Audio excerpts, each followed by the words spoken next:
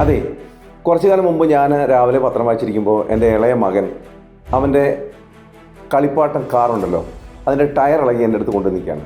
ഞാൻ പറഞ്ഞു, മോനെ ഇവിടെ വെച്ചിട്ട് നീ പൊക്കോടി എന്ന് പറഞ്ഞിട്ട് കുറച്ച് ഞാൻ എടുത്തിട്ട് ഇത് വേസ്റ്റ് ബാസ്ക്കറ്റിലിട്ട്.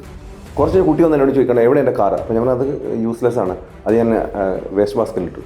അപ്പോൾ കുട്ടി അത് പോയി എനിക്ക് എടുത്ത് തിരിച്ചു തരാൻ പറഞ്ഞു. ഞാൻ തിരിച്ചെടുത്ത് കൊടുത്ത് കുറേ കഴിയുമ്പോൾ ആ കുട്ടി ആ ടയർ ഫിക്സ് ചെയ്ത് തിരിച്ചെടുത്ത് കൊണ്ടുവരികയാണ്. എന്നോട് ഇത് കണ്ടോ ഇപ്പോൾ ശരിയായില്ലേ. അപ്പോൾ ഞാനൊരു പുതിയ കാർ ഓഫർ ചെയ്തിരുന്നു, പക്ഷേ കുട്ടി അത് നിരസിച്ചിട്ട് ഈ കാർ തന്നെ റെഡിയാക്കി എൻ്റെ അടുത്ത് കൊണ്ടുവന്ന് കാണിക്കും. അപ്പോൾ ഞാൻ നീ ഇതെങ്ങനെ ശരിയാക്കി? അച്ഛൻ കണ്ടില്ല ഇതിനകത്തൊരു സ്റ്റീലിൻ്റെ ഒരു റോഡ് ഇരിക്കുന്നത്, അല്ലെങ്കിൽ ഞാൻ ടയർ വെച്ചിട്ട് ഒരു തട്ട് തട്ടിയതേ ഉള്ളൂ, സംഗതി റെഡിയായി.